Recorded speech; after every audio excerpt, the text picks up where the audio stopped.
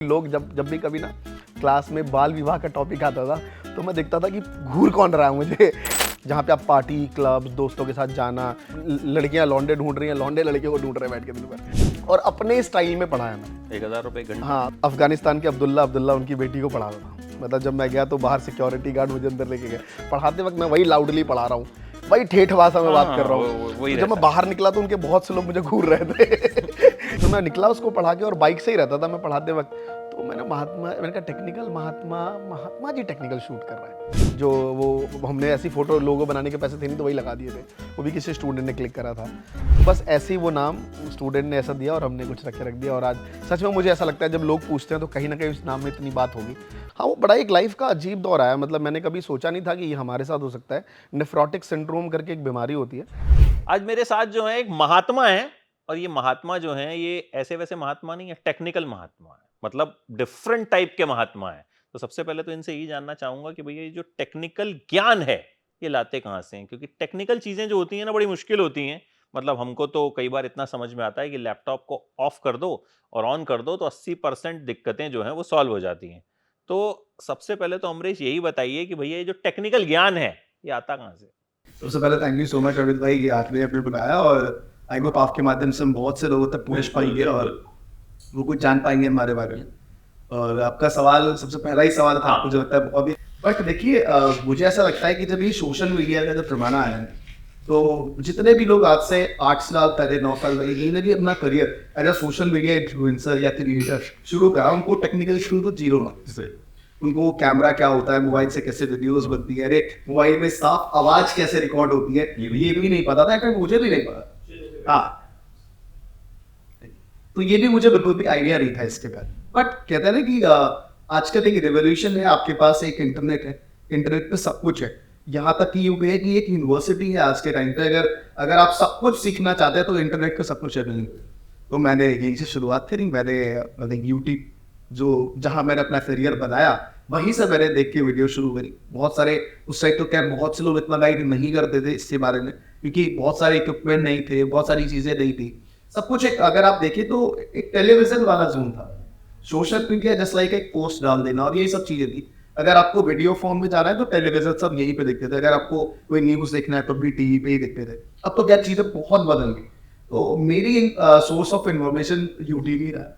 सब कुछ मैंने यूट्यूब से ही सीखा है, और फिर मैंने सारा जितना भी काम आज जो कर रहा हूँ वो यूट्यूब के थ्रू ही कर रहा हूँ। अच्छा, आपकी जो खुद की जिंदगी रही बड़ी स्ट्रगल वाली रही। बिहार से हैं आप, और माँ को माई कहते हैं वहां पर, और जब आप दिल्ली आए तो बहुत सी बुली का सामना करना पड़ा, बड़े सारे आपको ताने सुनने पड़े। तो वो जो दौर था वो कितना मुश्किल दौर था, उसके बारे में आपसे जानना चाहूंगा। बचपन किस तरह का था? मतलब बहुत पुरानी चीजें रिकॉल करा दी मतलब अचानक से। मैं आपको मैं रिकॉल कर रहा हूँ यार, वो दिल दुआ करते थे। बट ये बुली वर्ड और ये सब बात पहले मालूम हुई। मतलब मैं आपको बताऊँ, जब हम लोग गाँव से आए, मैं 7th क्लास में दिल्ली गाँव से आया, और मुझे ये बुली क्या होता है, आजकल बॉडी शेमिंग होती है, कहता हूँ सुखे है ना। आजकल हम लोग पहले स्कूल में ये सब वर्ड तो नाम दिए जाते थे, तो ये वर्ड हमने सुना ही नहीं था। हम तो नाम रिप्रेजेंट होते थे। तो जैसे कोई बिहारी आज सुन तो कोई बिहारी करा, तो ये सब हमें नॉर्मली लोग बुलाते थे। रही बात तो जी, रही बात अगर आपने माँ को माई से, तो मैंने हमारे गाँव में ही कल्चर है माई ही बोलने का, तो मैंने गाँव में भी माई ही बोला, सिटी में भी माई ही बोलता था। इससे मेरे आसपास रिलेटिव्स वगैरह थोड़ा मजाक भी फन भी क्रिएट करते थे। ठीक है, मुझे मम्मी बोलने में थोड़ा अजीब लगता था कि वो मम्मी कैसे बोले, मैं माई को मम्मी, वो मुझे अजीब लगता। तो खैर ये सब तो नॉर्मल पार्ट रहा है मेरे जीवन का। बट रही बात शुरुआती दौर में, पिताजी एक प्राइवेट कंपनी में ड्राइविंग की जॉब करते थे, और वही हमारा रोजगार का उनका जो साधन था। हम लोग दिल्ली आए। दिल्ली में पढ़ने लिखने में ज़्यादा सही था नहीं, लेकिन एक अंदर ना चाह थी कि यार कुछ तो लाइफ में करना, अच्छा करना है। हमेशा एक अंदर एक इनर पीस, मतलब एक मोटिवेशन, आप एक वर्ड हुआ करता था जो मैं थोड़ा डिफरेंट टाइप का बच्चा था। बाहर से बहुत शरारती था, लेकिन अंदर से किताबें पढ़ना, यार लाइफ में आगे बढ़ना है। श्वेत मॉडल की किताब आया करती थी उस टाइम, उसे बुक पढ़ के अपने आप को रोंगटे खड़े हो जाना। टीचर जब क्लास में पढ़ाने के बाद मोटिवेशन की बातें करते थे, उसमें सुनने में बड़ा मजा आना। ये बाहर से एक चंचलपन था जो दुनिया को दिखता। तो ये सब चीजें चली नहीं, लेकिन मैं हमेशा कुछ करने की चाह में रहता था। 12वीं के बाद मैंने जो है, 12वीं से पहले एक बीच में बहुत घटना हुई मेरे साथ, मेरी जी उस टाइम मेरी माता जी का देहांत हुआ। तो मैं आपको बताऊं, मैंने कल एक रील देख रहा था, बादशाह ने एक लाइन कही कि अपना बाप ना बहुत इंपॉर्टेंट होता है। अगर माँ खत्म होती है तो तुम्हारा घर में कोई दिक्कत आ जाए थोड़ी, वो प्रॉब्लम हो सकती है। फिदा खत्म होता है, सब कुछ चला जाता है जीवन से। और हम जिस लोअर मिडिल क्लास फैमिली से हम लोग आते हैं, जो लोग सुन रहे होंगे वो समझ पाएंगे कि पिता का जाना बहुत सब कुछ हो जाने के बराबर है जीवन में। तो थैंक गॉड मेरे पिताजी मेरे साथ है और आज तक उनका सपोर्ट रहा है हर चीजों में। खैर हमारी और उनकी बहुत जो मतभेद रहते हैं, लेकिन वो ये चाहते हैं बेसिकली कि वो चाहते हैं कि यार हम कुछ कर पाए अपनी लाइफ में, वो हमारे करियर से डरते, इतना हम नहीं डरते। तो जब पहली बार मैंने ट्यूशन पढ़ाने का सोचा कि मैं ट्यूशन पढ़ाऊंगा, तो उन्होंने कहा यार ये तो बरसात है, जब बारिश होगी तो भिगो करेंगे तो सूखे रह जाओगे। लेकिन फिर भी मैंने एक चैलेंज एक्सेप्ट किया और मैंने वो चीज़ करके दिखाई। तब उनको बिलीव हुआ कि भाई ये जो डिसीजन लेता है वो कर सकता है। ठीक 7-8 साल बाद जब मैंने 2016 में मैंने कहा कि मैं यूट्यूबर बनना चाहता हूँ और ये ऐसे ऐसे वीडियोस बनाऊंगा, तो जब उन्होंने बहुत सारी वीडियोस देखी होंगी तो उनको बुरा लगा होगा कि मास्टर आदमी जो ट्यूशन पढ़ा रहा है वो ये सब क्या करेगा। लेकिन उनको बिलीव था कि ये कुछ देख रहा है, कुछ सोच रहा है, तो कुछ सही सोच रहा होगा। तो उन्होंने बड़ा सपोर्ट किया मुझे। मुझे भी याद है मेरे 2016 के दिन में जो रात को जब मैं ट्यूशन पढ़ा के रात को 9 बजे आता था, 9 से लेकर 12 बजे तक तो बहुत सारी बातें करते हैं। इस यूट्यूबर को ये पैसे मिलते हैं, ये फोन लोगों को मिलते हैं, फ्री में गिफ्ट आते हैं बहुत सारे। तो मुझे याद है उस दौरान हमने बहुत सारे डिस्कशन में, तो एक जर्नी रही है। मैं आपको सच बताऊं, एक लाइन है जो मैं कई बार लोगों से कहता हूँ कि जिस मोहल्ले में, जिस एरिया में मैं रहता था, वहाँ सब ड्राइवर, चौकीदार, वादी सब यही को थे। यार गरीबी का एहसास कभी हुआ नहीं। गरीबों के बीच सब सभी एक जैसे ही थे, अल्टीमेटली, और सुखी जीवन था। अगर तो कोई टेंशन थी नहीं लाइफ में। लेकिन आप एक अंदर से चाहती कि लाइफ में कुछ करना है, हमेशा कुछ करना है। आज भी यही चाहे कि हर बार कुछ नया करना है, तो इसी चाह में चल रहा है बस वही। और इसलिए बताऊँ, शायद मैंने कभी शेयर नहीं किया, पहली बार बोल रहा हूँ कि जब मैं 17 का था तो दादी को बड़ा गुस्सा आता था कि ऐसा क्यों बोल रहे हैं कि मेरे फादर को शादी कर दी जाए। बट वो कहते थे कि इनको तकलीफ होगी आगे जाके। तो मुझे ऐसा फील होता है कि जो पत्नी समझ पाती है आपको जीवन में, जो आपकी वाइफ समझ पाती है, वो शायद इंटायर लाइफ, मॉम डैड का एक सर्टेन एज है ना, उस एज के बाद वो आपको नहीं देख पाएंगे। इनफैक्ट आपको देखना होगा उनको। बट वाइफ का इंपॉर्टेंट रोल, जब मैं शादीशुदा हूँ, मेरे 15 साल शादी को हो गए, तो मुझे समझ आता है कि बहुत एक इम्पॉर्टेंट रोल रहता है। तो मेरे पिताजी ने सेक्रीफाइस किया मेरे लिए स्पेशली, और उसका रहना शायद मैं कभी चुकाना। तो एक जीवन का पड़ाव। तो 11th में शादी तो हो गई आपकी, ठीक है, आप बल्कि कॉलेज जाते थे तो, या 11th-12th के दौरान भी आप मैरिड थे, ठीक है। तो स्कूल में किस तरह का रिएक्शन होता था आसपास दोस्तों का? मतलब आप बोल रहे हैं, मुझे हंसी इस बात से आ रही है कि मैं उस टाइम के ना वो मूवमेंट्स इंजॉय कर रहा हूँ कि लोग जब भी कभी ना क्लास में बाल विवाह का टॉपिक आता था तो मैं देखता था कि घूर कौन रहा है मुझे। तो एक आध कोई लड़कियां, किसी लड़के ने घूरा तो मुझे लगता इसको पता है, लगता है मेरे बारे में, कि मैं छुपाता था थोड़ा सा। एक बुरा तो लगता ही है यार, मतलब आप उस एज में शादी करके आप स्कूल जा रहे हो, कोचिंग सेंटर जा रहे हो, तो मैं, जो मेरे गली के दोस्त होते थे, मैं उनको मना करता था प्लीज़ यार मत कहियो। तो मैं थोड़ा चंचल स्वभाव का था, तो लोग मेरे से थोड़े डरते भी थे, मतलब नहीं कहते थे। अदरवाइज को सीधा बच्चा होता है तो लोग उसकी बहुत बुली करते हैं, कह रहे देखिए शादी हो गई।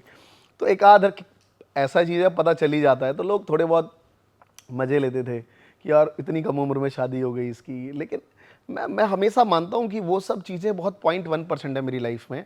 मुझे लगता है कि बहुत पुरानी कहावत है कि अगर कोई लड़का बदमाश हो तो उसकी शादी करा दो, अगर आपने सुना तो होगा। हिंदुस्तान में है ना कि मुझे लगता है, मतलब मैं एक लाइन अक्सर बोलता हूँ कि इंडिया में हर प्रॉब्लम का पहला सोल्यूशन है शादी करा दो, दूसरा बच्चे पैदा कर लो। मुझे लगता है ये ना एक जेन्युइन भी सॉल्यूशन है। मैं आपको मैं जब ये चीज़ें आगे आ चुका हूँ तो देखिए, लाइफ सेटल ना होना ये कोई परफेक्ट कोई टाइम ही नहीं है यार। मतलब आप क्या देख रहे हो, मतलब मेरे आसपास के लोग हैं, वो सोच रहे हैं हे भगवान मैं कैसे भी करके बस 1 लाख रुपए महीना अर्न कर लूँ, मैं सेटल हो जाऊँगा, फिर मैं शादी करूँगा। यार अपन यहाँ कहीं 10x भी करके भी लोगों को लग रहा है कि सेटल नहीं हो यार लाइफ में, अभी बहुत कुछ आगे करना है। तो एट द एंड मुझे एक चीज़ समझ आती है कि सेटलमेंट की कोई लाइफ नहीं है, हर एज को एंजॉय करिए। मैंने थोड़ा जल्दी एंजॉय कर लिया, मेरा वाला लाइफ मत दीजिए। बट जो 25 साल की उम्र होती है, जहाँ बहुत सारे डिस्ट्रैक्शन आपकी लाइफ में होते हैं, भटकने की उम्र होती है चीज़ों को, जहाँ पे आप पार्टी, क्लब, दोस्तों के साथ जाना है ना, नई लड़कियों से दोस्ती करना, बहुत सारे एप्लीकेशन है आप देखोगे, बम्बल, टिंडर, यहाँ पे यार लड़कियाँ लौंडे ढूंढ रही हैं, लौंडे लड़कियों को ढूंढ रहे हैं बैठ के दिन भर।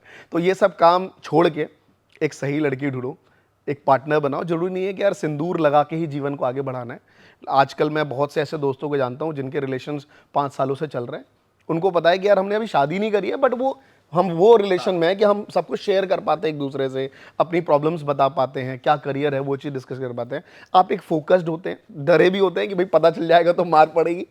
तो आप करियर ओरिएंटेड रहते हैं, तो मेक श्योर आपको एक परफेक्ट पार्टनर ढूंढना चाहिए। मैं पता नहीं आज क्या क्या बातें कर रहा हूँ, नहीं, आप आज दिल से बात पहली कर बार। रहे हैं, तो जब दिल से बात करते हैं तो यही होता है कि पता नहीं चलता। तो मुझे लगता है कि आपको एक लाइफ में एक अपनी पार्टनर ढूंढनी चाहिए बढ़िया सी सही एज में, और उसके साथ टाइम स्पेंड करना चाहिए, फिर करियर गोल सेट हो जाता है और चीज़ें तो चल रही होती हैं लाइफ में। तो ऑन द गोइंग यही सब चीज़ थी, लोग बुली करते थे, बट मैं सब मानता हूँ कि आज मैं जहाँ पे बैठा हूँ, अगर वो सारे डॉट्स मेरे जीवन में नहीं होते तो मैं आज आपके साथ बैठा नहीं होता। आज इतने बड़े प्लेटफॉर्म पे अगर मैं बैठ के अपनी बातें आपके सामने बेबाक तरीके से रख पा रहा हूँ, तो वो डॉट्स के ही वजह से आज मैं।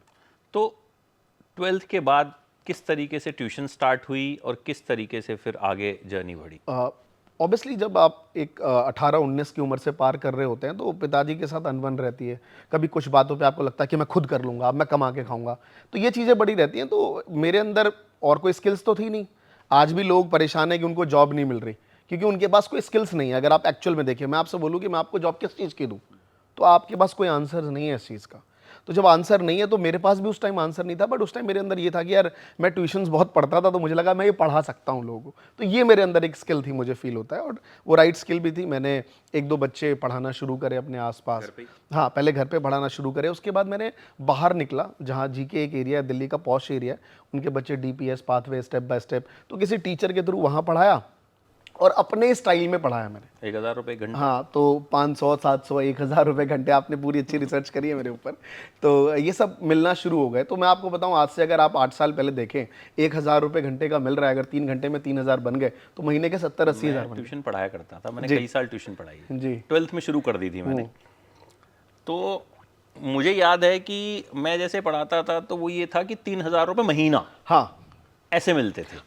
जहाँ मैं रहता था पर घंटा तो मतलब उस टीचर को मिलते थे जो शायद होता था कि इस इलाके का सबसे बेस्ट टीचर है, राइट। उस तरीके से वो मिलते थे। हाँ, तो मतलब हम बेस्ट में ही आते थे। हाँ, नहीं, मैं वही बता रहा हूँ। तो मैं जब आपने 1000 रुपये घंटा सुना, मैंने कहा नहीं यार, ये मतलब सही लेवल का टीचर। तो और तकरीबन मैंने 8 साल पढ़ाया है ट्यूशन। मेरी एक बहुत लंबा करियर रहा है अभी तक। यूट्यूब मैंने 7 साल दिया है, ट्यूशन 8 साल हो चुका है, तो अभी भी उसमें ज़्यादा दिया है। तो होता क्या था कि मैं बेबाक था सर। मैं आपको बताऊँ, मैं अफगानिस्तान के अब्दुल्ला उनकी बेटी को पढ़ाता था। मतलब जब मैं गया तो बाहर सिक्योरिटी गार्ड मुझे अंदर लेके गए, तो मैंने कहा थोड़ा ज़्यादा अमीर होगा ये। पर मैं कभी भी ना, वो मेरे अंदर जो दिल्ली वाला लौंडा था ना, वो कभी गया नहीं। मास्टर में था बट बाहर से वैसा ही था, गया और बड़ा सब कुछ एकदम वीवीआईपी था अंदर। बट पढ़ाते वक्त मैं वही लाउडली पढ़ा रहा हूँ, वही ठेठ भाषा में बात कर रहा हूँ। तो जब मैं बाहर निकला तो उनके बहुत से लोग मुझे घूर रहे थे। तो मुझे समझ आ गया कि ये जो मेरा स्टाइल है लोगों को पसंद है, जो मैं पढ़ा रहा हूँ। मैं अकाउंट्स पढ़ाता था बच्चों को, और 11-12 के बच्चे और ग्रेजुएशन के थे, तो 11-12 ज़्यादा पढ़ाता था, सीरियस बच्चे वही हुआ करते थे। तो 7-8 साल वो करियर रहा, अच्छा पढ़ाया ऑलमोस्ट। उससे मैं बड़ा मैंने अपने एक घर भी खरीदा, एक अल्टो खरीदी आज से 10 साल पहले। तो मुझे याद है, ठीक आज से 10 साल पहले 2013 में ट्यूशन पढ़ा के मैंने एक अल्टो K10 खरीदी। और मोबाइल फ़ोन, उस टाइम 30,000 के फ़ोन बहुत ही महंगे हुआ करते थे ट्यूशन टीचर के लिए। तो वो सब मतलब एक ट्यूशन से मैंने अपना एक करियर अपस्किल कर लिया था। बट हमेशा मुझे चाहती कि यार मैं पैसिव इनकम जनरेट करूँ।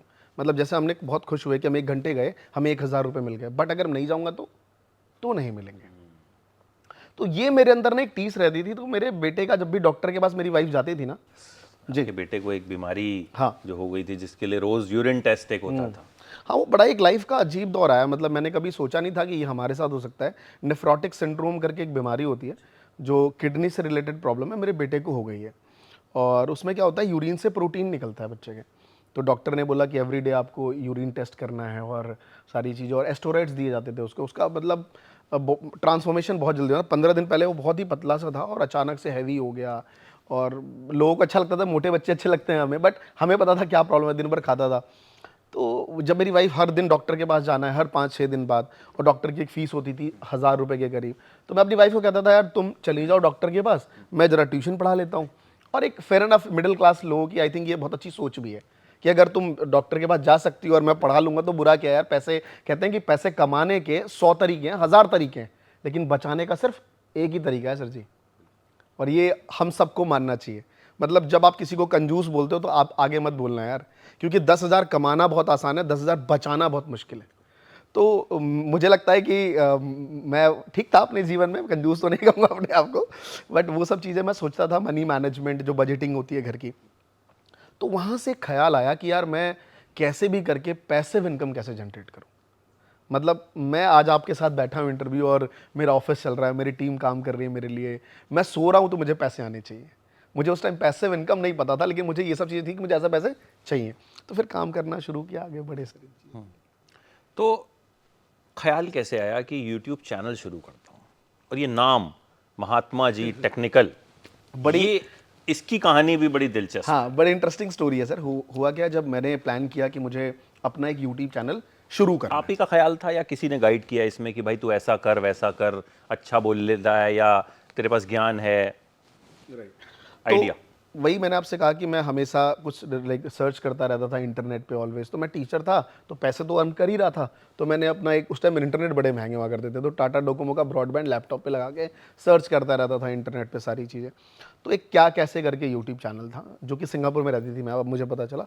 तो उनकी आवाज़ बहुत सॉलिड थी, जब वो वॉइस ओवर करके वीडियोस बनाती थी। तो उन्होंने एक वेबसाइट का नाम बताया था कि भाई सोशल ब्लेड एक वेबसाइट है, चलो मैं तुम्हें दिखाती हूँ यूट्यूबर कितना अर्न करते हैं। तो हमें पता चला कि क्या है, तो उन्होंने दिखाया कि उनकी खुद की अर्निंग कुछ उस टाइम 30,000 रुपये की थी। तो वो कहती थी देखो जो मैंने वीडियोस बनाए उससे हर महीने मुझे 30,000 आते हैं, आगे चल के मैं भी अपनी एक कंपनी डालूंगी, ऑफिस डालूंगी। तो हमने कहा यार ये सही है। तो उस टाइम जब मैंने देखा तो मैंने भी रिसर्च करा कि कैसे कर सकते हैं। तो ये टेक्निकल चीज़ें समझ नहीं आई, जो आपका पहला सवाल था मुझे कि यार ये कैमरा कहाँ से लाऊंगा, वो क्रोमा तो नाम ही नहीं पता था कि पीछे गाड़ियाँ कैसे चल रही हैं, तो वो सब चीज़ें पता नहीं थी। ये माइक कैसा होता है, कैसे रिकॉर्डिंग करेंगे, तो वो ड्रॉप कर दिया। पर जब ट्यूशन्स पढ़ाने शुरू करे तो बहुत सारे स्टूडेंट ना, मैंने एक चीज़ देखी यार कि अभी भी कोई मुझसे पूछ रहा था कि यार गवर्नमेंट स्कूल में जो बच्चे आते हैं वो, मैंने कहा देखो सारा गेम ना इन्वायरमेंट का फ़र्क है कि बच्चा कौन कौन से फैमिली से आता है वो वैसी ही बातें करेगा। तो जो जिन बच्चों को मैं पढ़ाता था डीपीएस मॉडर्न स्कूल्स है ना, पाथवेज, और ये सब बच्चे, इनके पेरेंट्स हमेशा यूएस, और इनकी बातें पढ़ के भी बाहर ही जाना था इनको। तो ये हमेशा लोगन पॉल, प्यूडीपाई, इनकी बातें करते थे मेरे सामने। अरे सर इस यूट्यूबर को देखा मैं, मतलब वो इंडियन बॉलीवुड वालों के फ़ैन ही नहीं थे, वो फ़ैन बाहर वालों के रहते थे। तो किसी ने कहा सर आप यूट्यूब पे क्यों नहीं पढ़ाते यार, ये तो पढ़ाते आप यूट्यूब पे करो ना। तो मैंने किसी बच्चे ने कहा मुझसे, मैंने कहा यार कैसे करना है मेरे को आइडिया नहीं है। तो उसने मेरे को प्यूडीपाई की वीडियो दिखाई जो गेमर है। तो मैंने एक अपना एक उस टाइम सोनी का कुछ PS4 कंसोल होता है, उसने गया मेरे को, पार्थ मंगानी उसका नाम था, उसने खरीद दिया। उसने कहा सर गेम खेलो, एंजॉय करो लाइफ को। मतलब लोग टाइम पास करने गेम खेलते थे, मुझे टाइम निकालना पड़ रहा था। तो मैंने 10 दिन बाद उसको बेच दिया किसी को, क्रिकेट पे डाला, किसी ने खरीद भी लिया। मैंने कहा ये सब मेरे बस की नहीं है यार। तो मेरा एक और स्टूडेंट था करमन सिंह गुजराल, जो भी कनाडा में रहता है और वहीं का सिटीजन भी, मेरे ख्याल से ओनरशिप ली है, अभी शादी वादी भी कर ली कैनेडियन से, तो बढ़िया लाइफ जी रहा है वो। तो 12वीं था, उसने कहा सर आप ये जो पढ़ा रहे हो ना यार, ये इसको यूट्यूब पे डालो अकाउंट्स को। तो मैंने कहा करते हैं। तो मैंने बहुत ट्राई किया, एक छोटा सा कैमरा था, उससे वीडियोस वगैरह बना के, बट वो सक्सेसफुल हुआ नहीं, देखा कोई चल नहीं रहा है। बट एक दिन मेरे पिताजी घर पे नहीं थे। देखिए मैं आपको बताता हूँ, मिडिल क्लास की सबसे प्रॉब्लम क्या है, आपके अंदर ना बहुत ज्ञान है, लेकिन आप किसी को ज्ञान दोगे कोई सुनेगा नहीं। लोग बोलेंगे पहले तू ठीक कर ले अपने आप को, सुबह उठ नहीं पाता टाइम से, है ना तेरा ये ठीक नहीं है ना, अपने खुद के तेरे लक्षण, तो आप ना फिर वो खुल के बोल नहीं पाते। तो मेरे फादर उस दिन रात को नहीं आए थे, उनकी जॉब लेट नाइट होगी शिफ्ट। तो उस दिन मेरे को रात मिला, तो मैंने माइक रखा और मैंने इतनी सारी किताबें पढ़ी थी मोटिवेशनल बुक्स, तो मैंने बच्चों को मोटिवेट किया। और खैर मेरा टीचर वाला ही बैकग्राउंड रहा है, तो बच्चों को डांटता था बेटा पढ़ नहीं रहा है लाइफ में, ये कर। मैंने वो रिकॉर्ड करा और यूट्यूब पे डाल दिया। वो वीडियोस धीरे धीरे चलना शुरू हो गई। उससे पहले मैंने कहीं घूमने चला गया, प्रगति मैदान, वो सब डाली, वो सब चली नहीं वीडियोस। तो फिर मुझे निश्चित क्लियर हुआ कि यार जो मैं मास्टरी जो कर रहा हूँ, पढ़ा रहा हूँ बच्चों को, मेरी जो एक्सपर्टीज़ है वो यहाँ पे काम आ रही है, मुझे यही फील्ड में जाना चाहिए। तो मैंने कैसे सिलेबस कंप्लीट करें, है ना, आपका टाइम टेबल कैसा होना चाहिए। मैंने इससे पहले वॉइस ओवर पे वीडियोस बनाई। वॉइस ओवर इसलिए बनाई बिकॉज मेरे पास कैमरा नहीं था और बैकग्राउंड नहीं था इतना बढ़िया कि हम कुछ बना पाएँ। बट आज इतनी खुशी है कि आज कौन से सेट पे बनाए वो टीम डिसाइड करती है कि भाई आज इस सेट पे वीडियो बनाए। तो ये सब चीज़ें ना मेहनत का फल है। देखिए हमने मेहनत करी, सबसे आप ना, मैं एक चीज़ देखी कि कंसिस्टेंट होकर चीज़ों में लग जाओ यार। तो मैं आपको थोड़ा वही पास्ट बताता हूँ। तो हमने वो वीडियोस बनाई, चलना शुरू हो गई। फिर धीरे धीरे समझ आ गया कि भाई 5-6 महीने धक्के खाने के बाद कि ये वॉइस ओवर करो, बच्चों से रिलेटेड वीडियोस बनाओ, चलेंगी। बट मैंने कहा आशावादी था, मैं हमेशा कुछ जाता था। तो यूट्यूब का इवेंट्स हुआ, वहाँ गया, कुछ नए क्रिएटर पहली बार दोस्त बने। एक स्टडी आई की यूट्यूब चैनल है इंडिया का, अनअकैडमी के कॉम्पिटिटर्स थे वो उस टाइम। तो गौरव गर्ग मेरे बड़े अच्छे दोस्त बने। तो मैंने उनको देखा यार ये लोग ऑनलाइन पढ़ाते हैं बच्चों को, पेन ड्राइव में कोर्स दे के बच्चों को घर भेजते हैं। तो धीरे धीरे ये सब टेक्निकल चीज़ें दोस्तों से सीखता गया, आगे बढ़ता गया और आज आपके साथ बैठा हूँ। नाम कैसे रखा महात्मा जी अच्छा टेक्निकल? अच्छा, हाँ, बीच में ये सब स्टोरी है जो खैर बहुत बड़ी हो जाएगी, इसलिए मैं बहुत शॉर्ट में लेके चलता हूँ तो कुछ चीज़ छूट जाती है। तो हमने कुछ ज्ञान की खोज और समथिंग कुछ ऐसा बहुत सारे नाम रखे, वीडियोस में भी रखते हैं। इनफैक्ट मेरे चैनल पे जो मेरी पहली वीडियो प्राइवेट रखी हुई है, उस वीडियो में मैं बोल रहा हूँ ज्ञान की खोज। तो किसी ने पीछे से कमेंट कर दिया, चोर आदमी, इसने मेरा नाम चुरा लिया, है ना, किसी बच्चे का भी नाम होगा उसका उस टाइम। तो मैंने कहा तो गड़बड़ हो गया यार, दूसरे का नाम ले लिया हमने। तो हमने कहा यार क्या रखा जाए। तो मेरा स्टूडेंट वही करमन सिंह गुजराल, उसने बोला सर जैसे टेक्निकल गुरुजी थे, टेक्निकल शर्मा जी थे, और भी बड़े चैनल थे, टेक्निकल दिस। उसने कहा यार आप टेक्निकल गुरुजी हैं, आप महात्मा जी टेक्निकल बन जाओ। नहीं, उन्होंने बोला कि टेक्निकल महात्मा बन जाओ, टेक्निकल गुरुजी तो आप टेक्निकल महात्मा जी बन जाओ। तो मैंने कहा यार, फिर मैं निकला उसको पढ़ा के, और बाइक से ही रहता था मैं पढ़ाते वक्त। तो मैंने कहा technical Mahatma ji technical shoot कर रहा है। तो मैंने टेक्निकल महात्मा की जगह उसको रेसिप्रोकल कर दिया, मैंने महात्मा जी टेक्निकल। आज लोग मुझसे पूछते हैं कि यार ये बड़ा अच्छा नाम है, कैची नाम है, बहुत साउंडेड नाम है, लोगों को दिमाग में आ जाता है। मेरा एक लोगो भी है ऐसे करके, जो वो हमने ऐसी फोटो, लोगो बनाने के पैसे थे नहीं तो वही लगा दिए थे, वो भी किसी स्टूडेंट ने क्लिक करा था। तो बस ऐसे ही वो नाम स्टूडेंट ने ऐसा दिया और हमने कुछ रख दिया। और आज सच में मुझे ऐसा लगता है जब लोग पूछते हैं तो कहीं ना कहीं उस नाम में इतनी बात होगी। बट अगर आज मैं इस पोजीशन पे नहीं होता, मेरे मिलियन सब्सक्राइबर्स नहीं होते, मैं 4000 से ज़्यादा वीडियोस नहीं बनाता, इतने लोग नहीं देखते, इतने बड़े इवेंट्स नहीं करते, तो उस महात्मा जी टेक्निकल का कोई अस्तित्व तो होता नहीं। वो एक छोटा सा नाम होता जिसमें कोई वजन नहीं होता। वो वजन इसलिए है क्योंकि हमने काम किया है। तो मुझे ऐसा लगता है कि ये बहुत इंपॉर्टेंट है। मैं ओवर कॉन्फिडेंट नहीं हूँ, बट हाँ मुझे लगता है कि 7 साल लगातार कंसिस्टेंट वर्क करना, ये भी एक चैलेंजेस काम है, एक काम को लगातार करना और खुश रहना। आप जहाँ पे छोड़ देंगे वहाँ फिर ऑडियंस डिस्कनेक्ट हो जाएगी या किसी और के पास से, क्योंकि आजकल तो भंडार है। मतलब मुझे लगता है कि अब क्या वर्ड बोला जाए कि इतने यूट्यूबर हैं कि मतलब हर कोई यूट्यूबर है। हाँ, मतलब कुछ है ही नहीं ना, फोन उठाया, सबके पास फोन है और आप ज्ञान देना शुरू कर दिया। और ये सबसे बड़ी प्रॉब्लम भी है, बट मुझे ऐसा लगता है कि ये अपॉर्चुनिटी उन लोगों के लिए है जिनको पता है कि मुझे इसका इस्तेमाल कैसे करना है। अगर आज हमें देखें तो हमारे पास तो सारे लाइक कहते हैं ना कि SOPs रेडी हैं, कैसे चैनल बनाना है, हर महीने एक चैनल बना सकते हैं। बट आज भी 7 सालों में सिर्फ 2 ही चैनल बनाए हैं। हम चाहते तो और भी 50 चैनल बना सकते थे, न्यू चैनल बना सकते हैं, ऑनलाइन इतने सारे न्यू चैनल चलते हैं, फैक्ट चैनल चलते हैं, है ना, फाइनेंस के चैनल चलते हैं। बट हमने फोकस किया कि हम क्या इसको एक पेड़ जब लगाएं उसकी ब्रांचेज ओपन कर सकते हैं। अगर नहीं तो फिर वो करना ठीक नहीं है। तो जो लोग भी काम करते हैं मैं उनको यही कहूँगा कि आप किसी को देख के प्रभावित होकर वो चीज़ मत करिए। आपको लगता है कि वीडियो बनाने के बाद जब आप उसे एक्सपैंड कर सकते हैं तो उस काम में जरूर आइए। और वो करियर, डिजिटल बहुत बड़ी पावर है। ये कोई करियर नहीं है। मैं लोगों से बार बार ये कहता हूँ कि ये कोई करियर नहीं है सोशल मीडिया, ये एक प्लेटफॉर्म है। एक लोग अक्सर कहते हैं रिसोर्सेज नहीं है जी, आपने बिना रिसोर्सेज के चीज़ें शुरू की थी और उस पे आपने एक बड़ी अच्छी लाइन भी बोली थी, मैं वो आपसे सुनना चाहूँगा। वो लाइन ने मुझे खास तौर पे बड़ा मोटिवेट किया। मतलब हम अक्सर ये शिकायत करते हैं, ये नहीं है यार, वो नहीं है, कैमरा नहीं है, ये नहीं है, वो नहीं है। हाँ, मतलब मैंने भी ये शिकायतें सर अपने टाइम पे करी थी कि काश मेरे पास चीज़ें होती तो मैं अच्छी वीडियोस बना पाता। लेकिन जब चीज़ें अचीव करी तो समझ आया कि अगर वो चीज़, जैसे सपोज दैट आज मेरे कई स्टूडेंट मुझे मिलते हैं, वो कहते हैं अमरीश जी मैं ना प्रेडिक्शन का चैनल है। मैं कहता हूँ क्या प्रेडिक्शन करते हैं?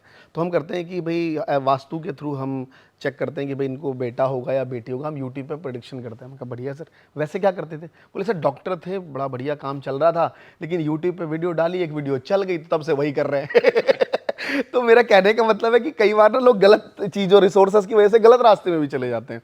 तो मैंने वो लाइन कही थी कि अगर आपके पास रिसोर्सेज हैं तो आप वैसा बनोगे जैसा वो रिसोर्सेज चाहता है। लेकिन अगर आपके पास रिसोर्सेज नहीं है तो आप वैसा बनोगे जैसा आप खुद चाहते हो। तो अगर आपके पास नहीं है तो ये बहुत अच्छी बात है।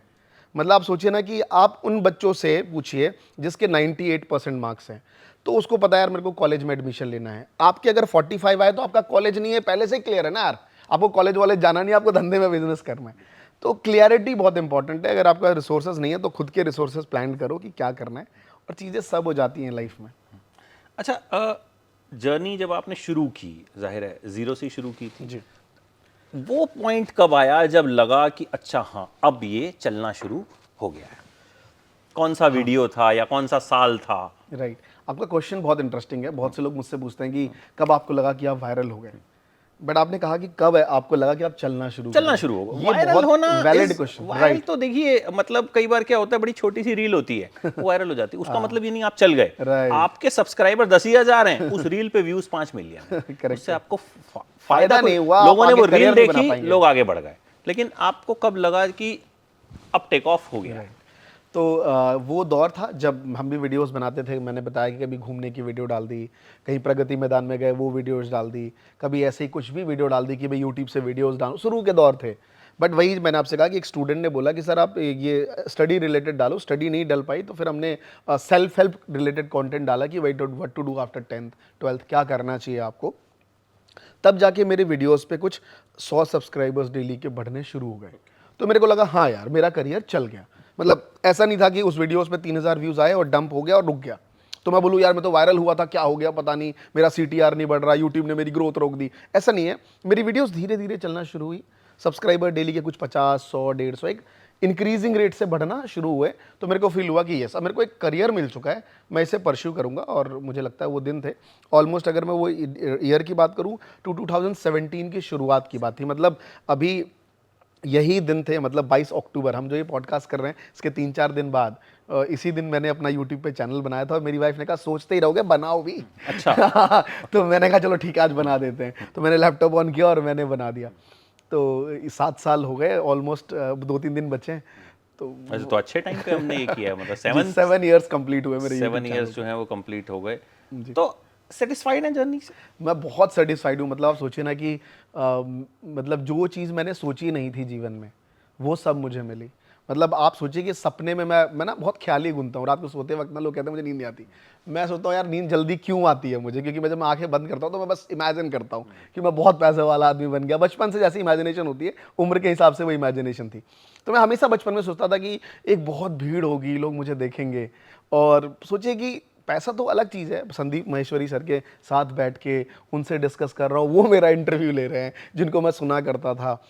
एक स्टेडियम बुक कर लिया हमने, जीवन में कभी मैं स्टेडियम नहीं गया, पहली बार मैंने स्टेडियम बुक किया। उस स्टेडियम में मैंने 5000 क्रिएटर्स बुलाए। जब लाइफ में बनना हीरो तो ज़्यादा मत सोचो है मेरे वीरो, है ना, बस स्टार्ट करो लाइक समथिंग, बस शुरू करो learning starting from the zero. वो पूरा स्टेडियम चिल्ला रहा है। तो ये सब मेरे लिए बहुत एक भावुक पल थे जीवन के कि मैंने यार वाकई कुछ अचीव किया अपने मेहनत से और ऊपर वाले की ब्लेसिंग्स है। मैं ये नहीं कहूँगा कि सिर्फ ये मेरे मेहनत का कमाल है, ऊपर वाले की ब्लेसिंग है। अदरवाइज मेहनत तो यार दुनिया में हर कोई कर रहा है, हर कोई यूट्यूब पे काम कर रहा है। ऊपर वाला भी उसी की मदद करता है जो खुद की मदद करता है या खुद करना चाहता है। ये सब गॉड की ब्लेसिंग्स है, मैं तो यही बोलूँगा। और मेरी मम्मी और मेरी दादी का बहुत बड़ा हाथ रहा है। और मेरी दादी ने मेरी बहुत हेल्प करी है, मतलब इतनी कि मैं कह ही नहीं सकता अपने जीवन में। और जो आप दादी से, माँ से शेयर कर पाते हैं अपने पिताजी से शेयर नहीं कर पाते, तो उन्हीं सब की कृपा है कि जो मैं यहाँ पे हूँ आज। अच्छा, दूसरा चैनल कब स्टार्ट किया आपने? ये मैंने 4 साल पहले शुरू करा था, 4-4.5 साल पहले, ऑलमोस्ट 5 साल हो गए अप्रॉक्स उसको। और ये तब वो प्लान्ड चैनल था। महात्मा जी तो रैंडम था ना कि भाई यूट्यूब पे कुछ वीडियो बनाते हैं, हम भी पॉपुलर होंगे। स्टार्टिंग थी तो उस वक्त तो जो फ्लो में चलता गया वो होता गया, बट ये वाला प्लान था। ये प्लान था कि मुझे दिखा कि अपॉर्चुनिटी है, जब मेरे पास मोबाइल है और माइक है, मैं उसके थ्रू अगर मैं महीने के 1 लाख रुपए कमा पा रहा हूँ तो भारत में हर एक के पास मोबाइल फ़ोन है और एक माइक तो लगाना है। बोया का माइक आता था 700-800 रुपये का, लोग नहीं कर रहे हैं। तो मैंने वी मेक क्रिएटर्स एक नाम बहुत प्लान से सोचा, उसको थ्रू हमने लोगों को एजुकेट करा कि आप कैसे क्रिएटर बन सकते हैं। उस टाइम तो रील्स वगैरह थी नहीं, उस टाइम तो यूट्यूब पे वीडियोस बनाना था और फेसबुक पे वीडियो, फेसबुक ही मोनेटाइज नहीं था उस टाइम, मैं आपको बताऊं। तो हमने अलग अलग बूट कैंप करना शुरू करे, दिल्ली में करे, भोपाल में हमने आज से 4 साल पहले तकरीबन कुछ 800 यूट्यूबर बुला दिए थे। सोचिए उस टाइम लोगों को एजुकेट करते थे कि यूट्यूब पे वीडियोस बनाइए। एक एस्ट्रोलॉजर आया, उनको बताया कि एस्ट्रोलॉजी में कितना फील है। एक प्रॉपर्टी वाले आए, मैंने कहा सर दिन भर आप प्रॉपर्टी में मक्खी मारते रहते हैं, अगर आपने यूट्यूब पे प्रॉपर्टी की वीडियोस बनाई तो आपका कस्टमर बहुत आएंगे। जो इंडस्ट्री चल गई, मेरे पास पुरानी वीडियोस पड़ी है जो मैं सब बातें बोला करता था। तो हमने कलकत्ता में करा, हमने छत्तीसगढ़ के रायपुर में इंडोर स्टेडियम में 3000 लोग बुलाए, जहां मैं टेक्निकल गुरुजी गए थे। तो जगह जगह बूट कैंप्स, लोगों को अवेयर फैलाया कि वीडियोप्रेन्योरशिप बहुत बड़ा फ्यूचर है आने वाले टाइम पे, इसको अपनाइए। ये एक कोई करियर नहीं है, ये एक प्लेटफॉर्म है। जो भी आप जानते हैं, फॉर एग्जांपल आप मान लीजिए आप एंकर हैं, तो आप लोगों को बता सकते हैं कि यार एंकरिंग कितना बड़ा प्रोफेशन है, किस तरीके की जॉब्स मिलती हैं इसमें, किस तरीके से करियर आपको परस्यू करना चाहिए। तो लोग सुनेंगे, आपकी कम्युनिटी बिल्ड हो जाएगी। अगर आप एक लेडीज़ हैं जो आप एक कोई डिज़ाइनर चीज़ें बनाना चाहते हैं, ज्वेलरी की डिज़ाइन सिखाते हैं, तो बस आपको क्या करना है, यूट्यूब के माध्यम से कम्युनिटी ढूंढनी है जो इस टाइप की चीज़ों में इंटरेस्ट रख रही है। तो अल्टीमेटली सब कम्युनिटी बना रहे हैं यहाँ पे। तो ये एक प्लेटफॉर्म है आपके करियर को बहुत बूस्ट करने का। वीडियो मुझे लगता है आने वाला फ्यूचर है बहुत टाइम पे और ग्रोइंग सेक्टर है। तो मैंने वी मेक क्रिएटर्स को इसके तहत काम किया और आप बिलीव करेंगे आज हज़ारों ऐसे स्टूडेंट हैं जो यूट्यूब से लाखों रुपए कमा रहे हैं और हर दिन, कल भी मेरी रात को 1.5 घंटे की क्लास होती है, वो क्लास हमेशा 3 घंटे चली जाती है, क्योंकि एक भावुक पल रहता है। कोई बच्चा कहता है सर आपको देख के शुरुआत करी, आज महीने के 50,000 कमा रहा हूँ, तो बड़ा अच्छा लगता है। कई लोग रील डालते हैं, अभी भी किसी ने रील डाली थी कि हमने ये शुरुआत करी, मैं मोटिवेशनल स्पीकर थी, ऑफलाइन करती थी, लेकिन अमरीश सर की वजह से इंस्टाग्राम पे शुरुआत की। तो अच्छा लगता है सुन के। तो अब फिर से कुछ करने वाले हैं आप? आपने अभी जस्ट शेयर किया, अगर आप शेयर करना चाहें बिल्कुल तो। बिल्कुल, मैं हाँ, शेयर करना चाहूंगा कि चाहता हूँ। मतलब वो भी बताइए। मैं आपको बताता हूँ कि हम हर साल जो है वो हम, देखिए मैंने आपसे कहा ना कि जब आप एक पेड़ लगाते हैं तो क्या आप उसके ब्रांचेस खोल सकते हैं। हमने वीमे क्रिएटर से सोचा कि लोगों को अवेयरनेस देंगे, बट सिर्फ अवेयरनेस देने से काम नहीं चलेगा, आपको एक कम्युनिटी बनानी पड़ती है, नेटवर्क्स बनाना पड़ता है, लोगों को बुलाना पड़ता है। तो हम कई बार क्रिएटर्स को बुलाते हैं। अभी हमने रिसेंटली 5,000 यूट्यूबर्स का इवेंट करा, जो कि वर्ल्ड रिकॉर्ड है, 5,000 क्रिएटर इन वन स्टेडियम।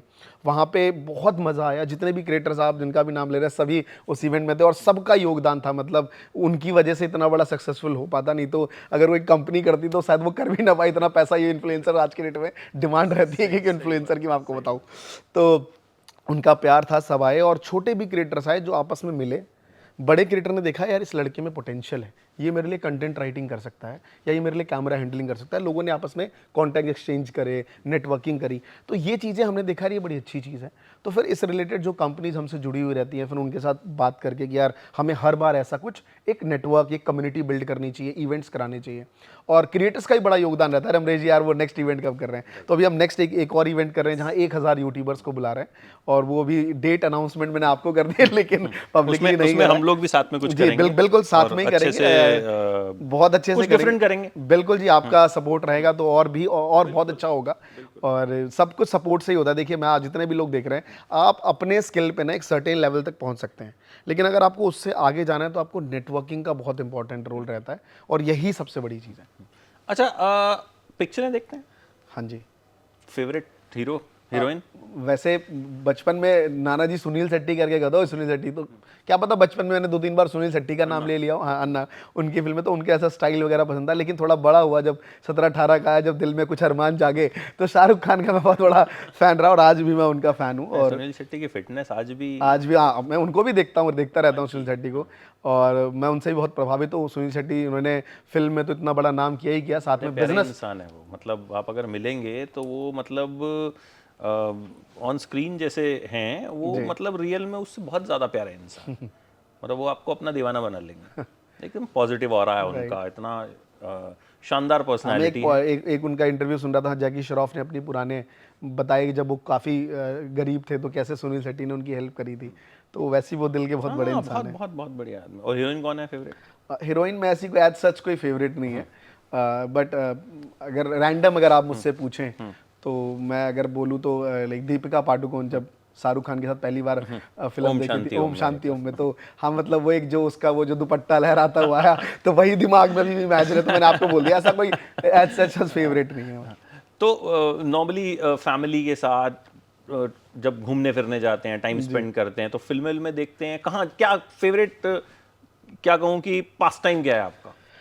वैसे मुझे आप पूछिए तो घूमना तो हर एक को पसंद है मुझे लगता है, बट मुझे पता नहीं, मैं थोड़ा अलग टाइप का इंसान हूँ। जब मैं घूमने जाता हूँ तो वहाँ मुझे अपना काम ही समझ आता है कि यार मेरा काम पता नहीं वीडियोस बना लूँ। मतलब अगर आप मुझसे बोलें कि पहाड़ों पे चलो और तुम्हारी खूब वीडियोस बनाएंगे, तो मुझे बड़ा मज़ा आएगा, बनाओ मेरी वीडियो जितनी बनानी है। बट वहाँ मुझे घूमने में पता नहीं क्यों अब तक तो मज़ा नहीं आया, लेकिन वो मज़ा मैं ढूंढने की कोशिश कर रहा हूँ। रही बात फैमिली के साथ, तो मैं और मेरी वाइफ अगर सबसे ज़्यादा हमने टाइम स्पेंड किया तो रात को 8 बजे से लेके 11 बजे तक, जब हम टीवी में बैठते हैं और बहुत सारी बातें करते हैं, अपने रिश्तेदारों की बुराई करते हैं है ना, अपने और करियर के बारे में बात करते हैं, बचपन के बारे में बात करते हैं। मैं उसकी बहुत सारी तारीफ़ें करता हूँ कि तू नहीं होती तो मैं जीवन में आगे नहीं बढ़ पाता, और ये सब चीज़ें। तो वो हमारा बहुत क्वालिटी टाइम होता है रात को 8-9 बजे के बाद से लेके 11 बजे तक का, मैं और मेरी वाइफ से। पिताजी के साथ क्या है, बचपन से यार पिताजी से हम लोग थोड़ा सा दूर रहना चाहे, मतलब पिताजी वहाँ बैठे तो हम लोग घर में नहीं, साइड से निकल गए। तो पापा के साथ वैसा हमेशा एक बचपन से रहा है, मुझे लगता है वो एक प्यार होता है, डर होता है पिताजी के प्रति। तो फैमिली है, 2 बच्चे हैं मेरे, तो उनके साथ हमेशा बातचीत करना, घूमने के लिए वही कुछ आसपास जो दिल्ली में चीज़ें हैं, कभी मॉल चले गए, वैसी चीज़ें तो चल रही हैं, बट ट्रिप वगैरह पे ईयर में कभी एक बार गए। लेकिन आई एम प्लानिंग कि थोड़ा सा बिजनेस को साइड करके अब लाइफ को भी जिया जाए, बट ज़्यादा कोई उम्र हुई नहीं है, तो वो सोचता हूँ कि करेंगे यार, कोई नहीं, कर लेंगे सब कुछ। अच्छा, एक चीज़ और, जैसे आपकी लाइफ ऑलरेडी ऐसी रही है कि शुरुआत से एक स्ट्रगल, टफ, हालांकि हर एक का स्ट्रगल होता है, तो एक आपने एक चीज़ ये भी कही थी कि बेटे का टेस्ट जो है वो जिस दिन मैं अपनी वाइफ का चेहरा देखता हूँ, अगर वो मुस्कुरा रही होती थी तो मेरे बेटे का टेस्ट अच्छा है, मेरा दिन अच्छा जाता था, नहीं तो आपने ऑलरेडी काफ़ी हार्डशिप फेस की। तो अब अगर किसी टाइम पे ऐसा होता है कि थोड़े डिमोटिवेट हो जाएं या थोड़े लो, हर कोई हो जाता है, हम ह्यूमन बीइंग्स हैं, अलग अलग रीजंस की वजह, तो खुद को कैसे मोटिवेट कर? मैं आपको बताता हूँ, ये देखिए, ये रियलिटी हर एक के जीवन में आता है। वो जो आपने बताया वो बड़ा टफ टाइम था यार, सीरियसली। तो हैबिट बन गई थी, मैं मतलब बेड से उठ रहा हूँ और उठते वक्त मैं अपनी वाइफ को ऐसे ही दिखता था, सबसे पहला काम ये होता था। और उसके चेहरे पे स्माइल, इट मीन्स नेगेटिव आया, क्योंकि उसको एस्टोराइड्स दी जाती थी, उस वजह से यूरिन से प्रोटीन नहीं निकलता था। बट कई बार उसको जुकाम आ जाता था तो निकलता था। जैसे किसी ने देखा और उसके चेहरे पे उदासी है, मतलब कुछ नेगेटिव नहीं है, उस दिन पॉजिटिव कुछ आया हुआ है। तो वो दिन थोड़ा सा जाता था कि अरे यार उसको जुकाम ठीक करो, क्या करें, डॉक्टर को फ़ोन करो।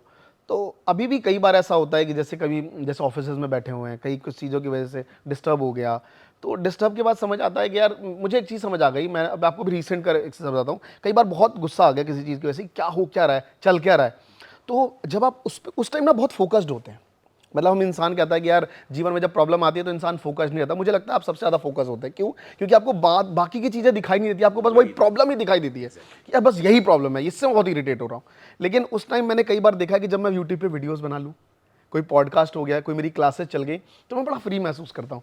तो मुझे लगता है कि ये सब चीज़ें चलती रहेंगी जीवन में। अपने आप को भटकाना बहुत ज़रूरी है, उस जगह से निकलना ज़रूरी है उस टाइम के लिए। क्योंकि अगर या तो एंड होना चाहिए, एंड नहीं है तो फिर वो पर्सन आपके साथ रहेगा, आपको उस टाइम से निकल के कुछ और बारे में सोचना चाहिए।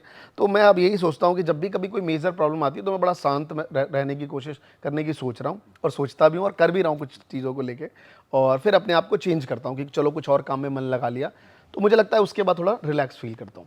एक चीज़ और, अब जब आप वीडियोस बनाते हैं, इतने सारे बना चुके हैं, 7 साल आपको हो गए हैं, एक 6 मिलियन से ज़्यादा का सब्सक्राइबर बेस है, अब क्या थॉट प्रोसेस रहता है, क्या टॉपिक चुनूं, कैसे बनाऊं? क्योंकि कहीं ना कहीं आप एक जगह पे पहुंच चुके हैं, आपको वो बार मेंटेन करना और उसे ऊपर लेके जाना। अब किस तरह से वीडियोस आपके चैनल के बनते? अब देखिए, यही चीज़ मैं यस्टरडे नाइट में ही सोच रहा था। तो मैं कुछ चैनल्स देख रहा था, तो यार मैं देख रहा था कि वो उसको एक जगह से दूसरी जगह जाने में नॉर्मली अगर आप जाएंगे घूमने के लिए तो आपको कितना मिनट लगेगा, 40 minute. But as a camera man अगर उसको कैप्चर करते हुए जाना तो उसको लगेगा 2.5 घंटे। क्योंकि वो घूमने नहीं जा रहा, वो रिकॉर्ड करने जा रहा है। जहाँ भी मूवमेंट आता है वो रुकता है, तो उसको टाइम लगेगा। तो जब भी कोई आप क्वालिटी कंटेंट लेके आएंगे आपको समय लगेगा। अगर आप डेली सोचेंगे मैं वीडियोस बना के यूट्यूब पे अपलोड कर दूं, तो जायज़ सी बात है क्वालिटी में कमी आएगी। तो अगर मैं अपनी पुरानी चीज़ों ना बात करके यस्टरडे की अपनी थॉट प्रोसेस बताऊं, तो मैं भी सोच रहा हूं कि यार जो मेरा main channel Mahatma ji technical है, अब उस पर वीक के 3 वीडियोस जाती हैं। अब 3 ना डाल के हम कुछ 2 बनाएं और उस पर क्रिएटिविटी बहुत अच्छी अपलोड करें, रिकॉर्डिंग अच्छी अपलोड करें। तो मैंने रिकॉर्डिंग के लिए सोचा यार 1-2 कैमरे और ऐड ऑन करते हैं। जैसे मैं लूमेक्स का कैमरा यूज़ करता हूँ, तो मैंने कहा जो S5 का Mark II है, मैंने रात को देखा कि चलो यार इसे भी एक अपने ऐड ऑन कर ली जाए, जिससे हम अच्छी क्वालिटी की वीडियोज़ बना सकें और मतलब यूज़र्स को कुछ बेटर दिखे। तो यस्टरडे की गेम है, मतलब आप जो पूछ रहे हैं, मतलब वो बेटरमेंट का जी, प्रोसेस हाँ, जो है वो लगातार दिमाग में चलता है। रहता है कि यार क्या बेटर की जा सकती है। तो बेटर में मैं इतना जानता हूं कि आप क्वांटिटी ज़्यादा नहीं दे पाएंगे। जब आप बेटर की सोच जाएंगे तो आपके पास वीडियोस कम जाएंगी। लेकिन एक बहुत अच्छी बात है कि आपकी ना ऑडियंस कम मिलेगी। आजकल लोग क्या है, डालते जाओ कंटेंट, मतलब वो मोमोज वाली कहानी है दिल्ली में कि किसी को भी बोल दो भाई साहब उस मोमोज की ठेली कोने पे मिलेगा और राइट ले लेना। आपको नहीं पता था लेकिन मोमोज वाला कोने पर जरूर होगा। तो इतना मोमोज हो गया कि लोग मोमोज ही खाने लग गए, बाकी चीज़ खा ही नहीं रहे। तो मैंने वही सोचा कि यार ठीक है, वो वाला गेम नहीं करते डेली कंटेंट का, लेकिन कुछ लोग मिलेंगे वो बड़ी तारीफ करेंगे कि यार आपका कंटेंट में दम तो है। तो थोड़ा सा फ्रीक्वेंसी कम करके अच्छी क्वालिटी वीडियोस बनाइए, जब टाइम इस लेवल पे आप आ जाएं, 2-3 मिलियन क्रॉस हो जाए तो। चलिए, आप इसी तरह का क्वालिटी का काम करते रहें। और अभी जो अगला आपका जो इवेंट आ रहा है, फेस्ट आ रहा है, क्या वर्ड उसको आप देंगे? उसकी हमारा क्रिएटर कार्निवल नाम से रहता है, वो कार्निवल 2.0 रहेगा वो। 2.0 तो उसमें तो फिर हम बात करेंगे ही और मिल ही बिल्कुल रहे बिल्कुल, हैं। बहुत तो अच्छे से all the करेंगे। best, और बहुत मजा आया आपसे थैंक यू बातचीत सो मच करके। कि आपने और बड़ी सारी मैंने चीज़ें, आपने बड़ा मोटिवेट किया मुझे। कुछ चीज़ें मैंने आपके पहले भी इंटरव्यूज सुने, तो बड़ी मतलब कुछ बातें आपकी ऐसी हैं जो किसी को भी मोटिवेट करेंगी। So thank you so much. I hope हमारे व्यूअर्स भी मोटिवेट होंगे। थैंक यू सो मच कि मुझे बहुत अच्छा लगा कि आपने बहुत सारी चीज़ें देखी। क्या होता है जब सामने वाला बैठता है और आप उसकी ना बहुत पेन पॉइंट पकड़ते हैं, जैसे कुछ बातें याद आ गई कि वो माई वाला वर्ड, तो बड़ा कभी कभी तो मुझे भी याद नहीं रहता ना, जीवन में इतनी चीज़ें हो जाती हैं। तो थैंक यू सो मच कि आपने इतना कुछ मेरे बारे में पहले से स्टडी करी, और मुझे भी बहुत अच्छा लगा, मैं इस प्लेटफॉर्म पे आया और मैं ऐसे ही अपनी चीज़ों को आई हूँ, मुझे नहीं पता आप कितना मोटिवेट लोग होते हैं मेरी बातों से, बट मैं एट द एंड जाते हुए यही चीज़ कहना चाहूँगा कि यार इंडिया ग्रोइंग मार्केट है, वो कहते हैं ना कि किसी का दिन चलता है, ये देश का चल रहा है यार दिन, इस टाइम भारत का दिन चल रहा है। तो इस दिन को ना पकड़ो, इस अपॉर्चुनिटी को पकड़ो और हड़बड़ी नहीं करो, एक स्किल को पकड़ो, मास्टर बन जाओ। मैं गारंटी देके कहता हूँ कि आप 3-4 साल बाद बोलने वाले यार वो छोटी सी स्किल बढ़ी, तुम्हारी वजह से आज यहाँ पे बैठो। Thank you ji, thank you. Thank you so much, so lovely talking to you, thank you so much.